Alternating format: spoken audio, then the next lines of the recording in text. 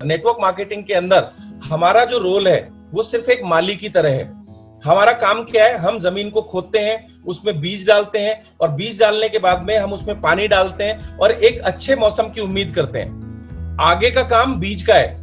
अगर बीज कमजोर होगा तो वो नहीं उगेगा और अगर वो मजबूत है तो दोस्तों वो उगेगा भी और सारी परेशानियों को झेलते हुए वो एक महान वृक्ष भी बनेगा।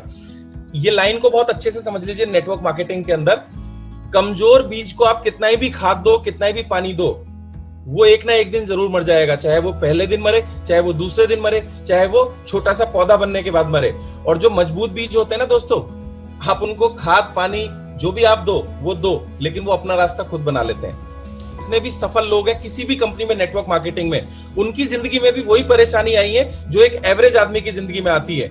लेकिन कमजोर बीज हिम्मत हार जाता है और बिजनेस को छोड़ देता है। लेकिन जो मजबूत बीज होते हैं दोस्तों, किसी की मदद मिले या ना मिले, वो अपनी जिंदगी में अपने सारे गोल्स अचीव करते हैं। और नेटवर्क मार्केटिंग में आपको जो सफल बनाएंगे वो मजबूत बीज बनाएंगे। तो क्रॉस चेक कीजिए कि आपके टीम में कितने लोग मजबूत बीज हैं और कितने लोग कमजोर बीज हैं। अब बात करते हैं शोइंग द प्लान। अब साइकोलॉजिकली और मेंटली वो व्यक्ति प्लान देखने के लिए तैयार है।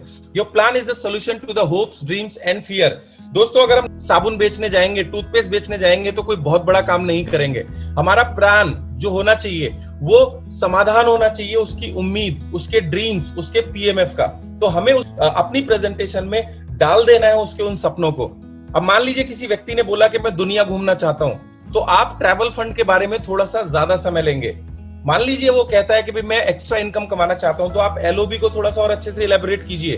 तो हमें जब प्रेजेंटेशन के अंदर हम उसके पीएमएफ को ज्यादा शब्दों का इस्तेमाल करके बार बार बोलते हैं तो वो व्यक्ति को ये अपना लगने लगता है। Build your network simple. एक चीज बहुत ध्यान रखिएगा, इस काम को करते समय आप वो सारे काम करेंगे जो बहुत आसान दिखने में होते हैं। मतलब कुछ कॉम्प्लिकेटेड चीज मत कर बैठना, क्योंकि जो भी कॉम्प्लिकेशन आप लेके आओगे अपने बिजनेस प्रेजेंटेशन में या प्लान में, तो सामने वाला उसे देख करके डर सकता है। तो सारी चीजें हंसते हुए, मुस्कुराते हुए, उसके साथ दोस्त की तरह रह करके आसान आसान शब्दों में करनी है हमें। और जितना ज्यादा हम ये काम करेंगे उतना ज्यादा आप इसे सीख जाएंगे। दोस्तों, 6 स्ट्रेटेजिक स्किल्स होते हैं जो हमें इस बिजनेस को प्रेजेंटेशन को करते समय यूज करने हैं। सबसे पहली चीज होती है ब्रीजिंग।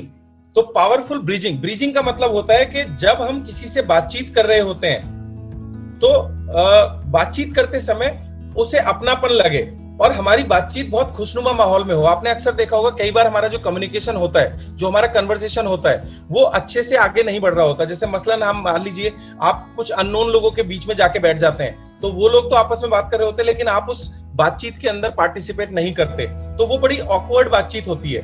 ब्रीजिंग क्या करती है? ब्रीजिंग हमें उस बातचीत में अलाइव करती है। मतलब अगर 2 लोग बैठे हैं ना तो उन्हें अपनापन फील होता है बातचीत करते समय, इसे ब्रीजिंग कहते हैं। और ब्रीजिंग के लिए कुछ टेक्निक्स हैं। जैसे आप जब बातचीत शुरू करें तो कुछ शब्दों का इस्तेमाल कर सकते हैं, कुछ पावरफुल वर्ड्स होते हैं। जैसे उसने कुछ भी बोला तो आप बोलिए मतलब, इसका उदाहरण, अच्छा ऐसा होगा तो कैसा होगा, इसका मतलब।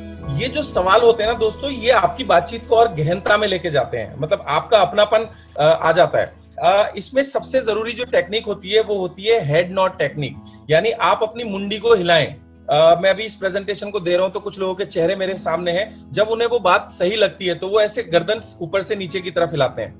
और कुछ लोग जब आपसे सहमत नहीं होते तो वो गर्दन को ऐसे हिलाते हैं, राइट। तो आपका जो हेड नॉडिंग है वो बहुत इंपॉर्टेंट रोल प्ले करता है दोस्तों बॉडी लैंग्वेज के पार्ट पे, कन्वर्सेशन के टाइम पे। इसके अलावा जब आप बातचीत करें तो अरे वाह क्या बात है, अच्छा ऐसे किया आपने, ओहो रियली, ये जो शब्द हैं दोस्तों, ये पुल बनाने की प्रक्रिया को और तेज कर देंगे, यानी आपको उस बातचीत के अंदर जल्दी से लेके आ जाएंगे। आप आज से इसकी, देखिए सारे लोग नेचुरली इसे करते हैं बट आज तक किसी ने नोटिस नहीं किया।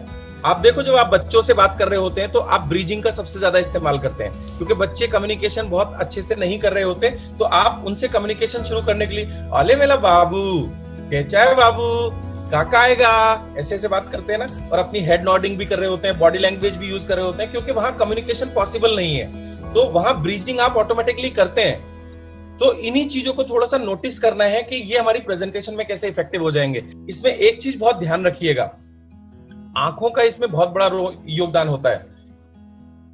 87% कम्युनिकेशंस आंखों से आता है। दोस्तों आप कभी भी नोटिस करना, और फीमेल्स इसके अंदर बहुत एक्सपर्ट होती हैं। फीमेल्स हमेशा, आप कभी भी देखिएगा, वो जब आप कम्युनिकेशन करेंगे तो फीमेल्स आपकी आंखों में सबसे पहले देखती हैं। हालांकि मेंस भी करते हैं, बट बॉडी लैंग्वेज में ज्यादा एक्सप्रेशन फीमेल्स ऑब्जर्व कर पाती हैं और एक्सप्रेस कर पाती हैं। पुरुष इतना ज्यादा ध्यान नहीं देते हैं, ये साइकोलॉजिकल फैक्टर है। जब वो बुक पढ़ेंगे तो हमें ज्यादा समझ में आ जाएगा। तो आपका जो कॉन्फिडेंस है वो दोस्तों आपकी आंखों से झलकता है। तो 87% कम्युनिकेशन आपका आंखों के जरिए ट्रांसफर होता है, 9% जो कम्युनिकेशन होता है वो हमारे कानों से ट्रांसफर होता है, और 4% जो कम्युनिकेशन है वो बाकी अदर सेंसेस से होता है। तो आपको अपनी आंखों का कंट्रोल जरूर करना है। यहाँ पे एक बहुत फाइन लाइन है, हमें सामने वाले जिससे भी हम बात कर रहे हैं दोस्तों, इसमें हमारी इंटेंशन, यानी हम किस इंटेंशन के साथ प्रेजेंटेशन कर रहे हैं, ये तो बहुत महत्वपूर्ण योगदान देता ही है। साथ ही साथ हम कितने कॉन्फिडेंस से सामने वाले की आंखों में आंखें डाल के देखते हैं। और हाँ, इसे प्यार से कीजिएगा, क्योंकि अगर आप थोड़े से गुस्से में करेंगे तो इसे घूरना कहते हैं। तो कॉन्फिडेंस और घूरने में जमीन आसमान का अंतर है। अगर आप इसे ढंग से नहीं कर पाए तो सामने वाला इसे घूरना समझ बैठता है और ये उल्टा बाउंस बैक हो जाएगा आपके ऊपर, तो वो आपको बहुत बुरा व्यक्ति मानने लगेगा।